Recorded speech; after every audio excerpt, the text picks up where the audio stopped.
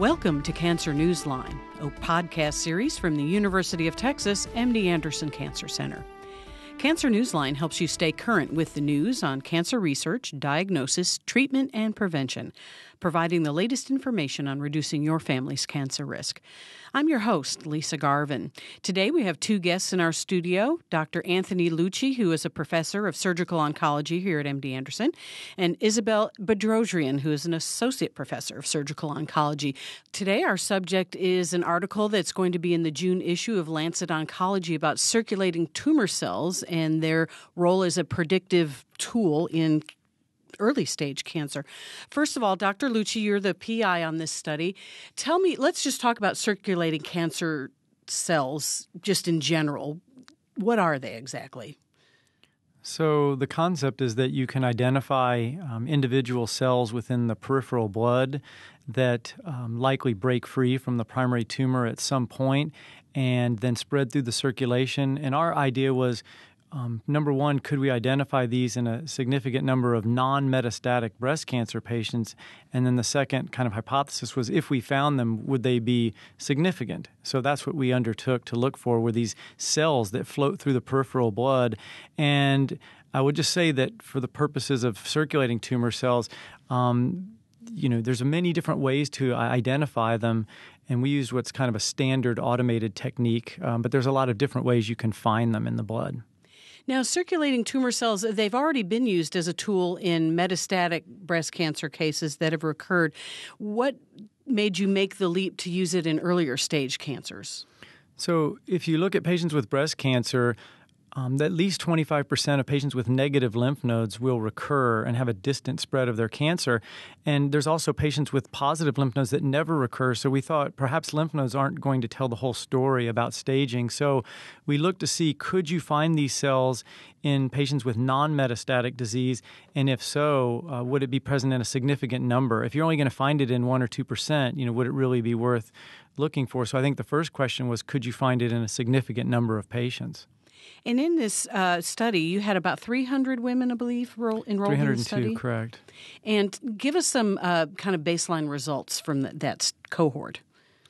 So of the patients that were studied, and I would say it's important to remember that all of these patients, the sample was drawn before they had any systemic chemotherapy, before their operation, so the tumor was still intact. We took the blood sample, we ran the sample, and any cell, one or more cells, was considered a positive result for the purpose of this study, because we really don't know what the cutoff or threshold is for non-metastatic patients. So we considered any cell to be a positive. So using that criteria, we found that almost a quarter of the patients had one or more cells. And so looking further than that, when we found the cells, we looked to see, are they significant?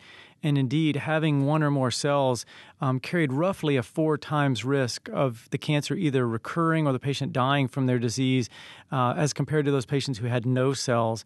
And what's also interesting, as the number of cells went up, so did the hazard risk. So the hazard ratio, so as you had more cells, your risk of having an event went up as well. So, Dr. Bedrosian, how often is recurrence an issue with breast cancer survivors? I mean, is it kind of rare? Is it kind of common? So it really depends on the stage of the disease. We know that's an important criteria that predicts for who is going to relapse. But we also know there's other features even within stage, the growth factors on the cells, ER positivity, HER2 positivity, all those are all relevant. So there's a variety of predictors, and it's very hard to give a general answer as to what is the recurrence rate because it is so specific and pretty individualized. I do want to go back to a comment that Dr. Lucci said. We do know that there is a reasonable number of women who look like they have a curable disease, but yet they relapse. And many of these women are lymph node negative. And so it's always been a struggle to understand. We had no evidence that this thing had spread outside the breast, and yet here they are a few years down the road with a relapse. Where are the cells that might be causing this relapse? And the findings from this study give us some idea that perhaps there are cells in the blood that are risk markers that we need to try to explore in women who otherwise, based on classical criteria, look like they're very good prognosis. So circulating tumor cells, is this kind of a new kind of innovation, or is this something that's been kind of built on with research over the years? Well, actually, the concept was described even in the 1800s. They had described the idea that cells could break free and travel in the circulation. I think what's relatively new are reliable techniques for finding them and isolating them. That's the part that's really relatively new. And I think as far as studying them in any large number of patients, that's what's new about this study is really to date in non-metastatic breast cancer, there haven't been any large studies.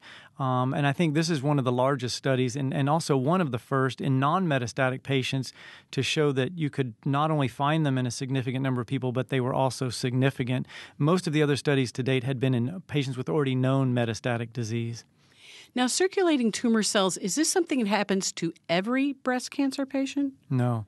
And in fact, I think another important concept is that not all patients will have circulating tumor cells, and even some patients that have them will not recur. It doesn't absolutely mean they will recur.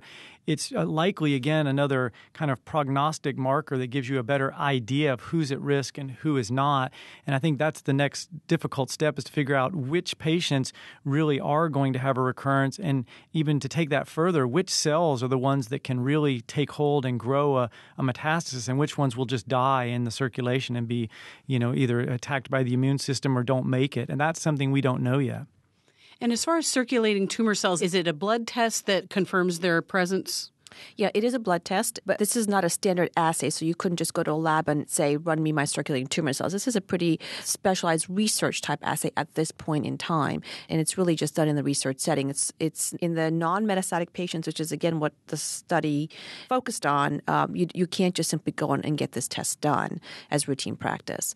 I think this study just helps us learn more about biologically what's going on. And a lot of the women who had circulating tumor cells actually had lymph node negative disease. So now we have the opportunity to say, okay, we are able to take women who we think are at low risk, but further stratify the risk and identify the subset among them who have circulating tumor cells and are at increased risk compared to their compatriots in the study who had negative nodes and negative circulating tumor cells. But I think, as Dr. Lucci said, that's not the end of the game. I mean, it just is one more piece of information, one more refinement that will help us perhaps guide treatments down the road. But I think the other opportunity here with circulating tumor cells is to use them as a way to study biology. And I think there's efforts underway to look at these circulating tumor cells, look at the biology of the cells, what's going on in these cells, what are the markers of these cells that we might be able to target for treatment. So a lot of biology and targeted therapy may also come out of this type of research. And how do you work this into your clinical practice? I mean, theoretically, how would you test for CTCs and when would you do that? So that's really the big question, and I think the answer is I don't really think it's quite ready for the clinic use in all patients just yet. And I know that sounds a little bit strange, but I think the problem is that we know that the cells now, based on this data, are important and you can find them and they're significant, but what we don't know is what to do clinically. In other words, how do we change treatment or add treatment, or will that make a difference? That's the question we just don't know. So I think one of the problems, actually a problem with a study like this, is that then people say, but why don't I have that blood test? And the problem with that is that we may be able to do the blood test and provide information, but we don't really know what to do with it yet. And I think that's the next step in all of this is how do we move forward and figure out who will benefit and who will not. And I think probably the best way to look at this is you take patients like estrogen receptor positive, lymph node negative patients who traditionally are at a lower risk for recurrence and who may or may not benefit from chemotherapy. They may be able to simply take endocrine therapy and that's enough. We don't really know. And I think tests like the Oncotype test, which has been a useful tool in that group of patients, can tell you, look, this person would benefit from chemotherapy, this person may not. So what I think this study does is open up the window for bigger, larger multi-center studies where you could power it to look at subsets and say, what if we look at this low-risk group? Will the cells help us decide if therapy is useful or going to be a benefit in this group? And I think that's what it does is open up the window for that. It doesn't answer that question yet. So I think that's the whole problem with a study like this is, gosh, does everybody get the test? And I would say, no, I don't think it's ready for that. It's going to really require patience, I think. What do you think this says about the future of the sentinel node lymph biopsy? I mean, is that still a very efficient tool, or perhaps maybe a CTC test might replace a sentinel lymph node biopsy? No, I think sentinel node is a totally separate, really, concept. Sentinel node is excellent for staging the axilla, and in many cases, it actually provides local control because in many patients, the sentinel node is the only positive node. So oftentimes, just by removing that node, you've provided local control for the axilla. I think the way these are intertwined, these studies, is that recently, a large study has been completed by ACOSOG, which showed that if you have patients with limited nodal disease, you don't always have to take out the rest of the lymph nodes. Their recurrence rate and their survival may not be much different. So in an era where we're starting to do less surgery and take out fewer, lymph nodes, a test like this might be helpful to provide additional information, especially since in our study, the CTCs didn't correlate with lymph nodes. So they may actually be complementary forms of information. And it sounds like that this may have applications to other cancers, specifically colorectal and prostate cancers. So the test, the system we use, the Veridex Cell Search system, is the one that we used for this study, and it is approved for metastatic prostate and colorectal cancer. The problem is again, I think, I don't really know that we have enough data in any cancer system to say how it can be used in the clinic yet. I think that's the next step in all of these. I will tell you also here at MD Anderson, we're looking at it in melanoma as well. We have a study in that as well because we feel that may be another group that could benefit from this information. And I think Dr. Bedrosian brought up a great point earlier that I would like to go back to about that really what this does is open up the window for biology and maybe thinking about are there ways to even use the information from these cells to treat or target your therapy. And I would just point out at ASCO this year, we're presenting data to show that you can actually capture these cells and look at, for instance, HER2 on the cells in the bloodstream, and in some patients you can find HER2 amplified cells even when the primary tumor was negative. So I'm not saying every person should go and get Herceptin, but I think it's an interesting idea that you could maybe look and find different markers than the primary tumor. And would this also help you understand more about circulating tumor cells in and of themselves, why some tumors throw off cells and why some don't? Or is that too big of a... Yeah, I think it's a very large and broad question. I think that this work sets the ground to investigate whether or not additional treatment of women that have CTCs is going to make a difference. So, again, I think Dr. Lucci brought this up. We're not doing this test as standard of care because we have not answered whether or not identifying CTCs, we know that they're not good prognosis, but we also don't know that treating these women with more aggressive chemo, for example, is going to change anything. So I think the first step is to demonstrate, yes, you have a bad prognosis, but we give you treatment and we can improve that prognosis. We have to demonstrate that, I think, before we can come full circle and say it's important to test you for CTCs because there's something we can do about it to change what's ultimately going to happen. And I think the second thing that this study tests at stage 4 is, again, trying to identify what is different about the circulating tumor cells compared to the primary tumor. Tumors evolve in their biology as they go from early stage to lymph node metastasis to distant metastasis. And there's going to be differences between the primary tumor and then the disease that's outside of the breast and the lymph nodes. And for a long time, we've struggled because we've tried to explain everything that goes on with a tumor based on the biopsy that was done on the tumor in the breast. And that's been a limited approach because, again, tumors evolve and change constantly. So being able to access tumor at a site away from the breast to help learn about what is driving the tumor now in the bloodstream is going to be, I think, important to help us develop more smart treatments and hopefully more effective treatments as well.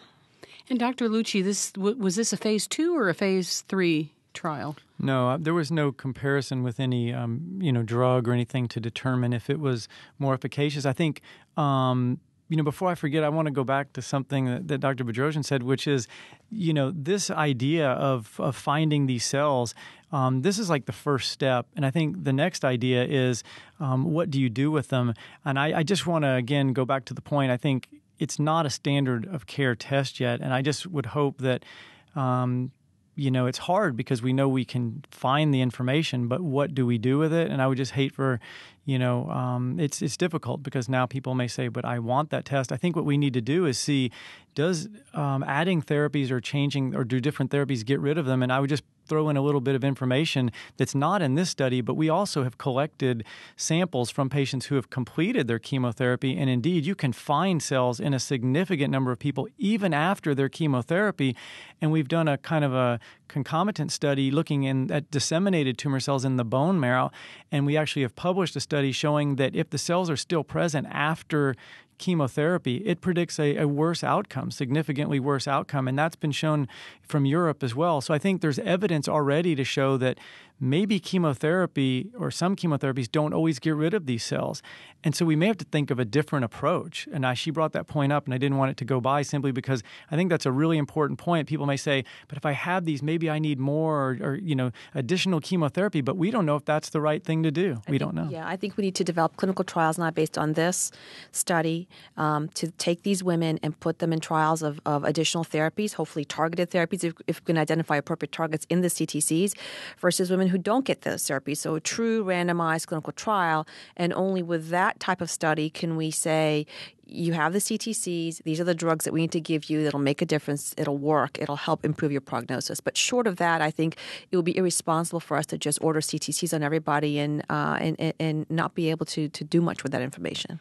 And even though we may be a few years away from the clinic, this is kind of exciting news because really recurrence is kind of a mystery, more or less. I mean, we can't really say you're going to recur, you're not going to recur, you're going to recur as distant metastases, blah, blah, blah. So this is a step in the right direction, at least in that realm. Well, absolutely. I think the important point of all this is that we just didn't have enough information in the non-metastatic setting to say whether or not these cells were really important. And I think this is one of the largest and one of the first studies to say, yes, you can find them, and yes, they are. And so it just opens up a whole new area.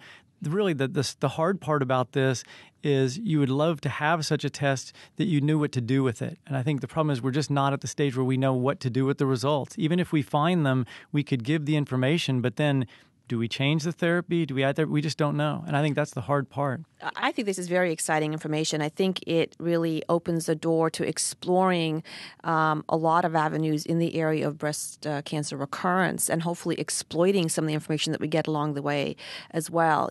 So we now have an opportunity to refine our ability to identify women who are at increased risk of recurrence.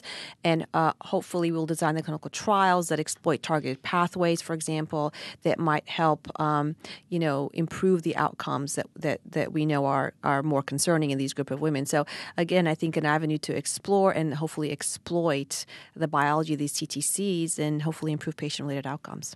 Well, and it's an exciting first step, and your work is cut out for you for the next few years. Thank you both for being with us today. If you have any questions about anything you've heard today on Cancer Newsline, contact Ask MD Anderson at 1-877-MDA-6789 or online at www.mdanderson.org/ask. Thank you for listening to this episode of Cancer Newsline. Tune in for the next podcast in our series.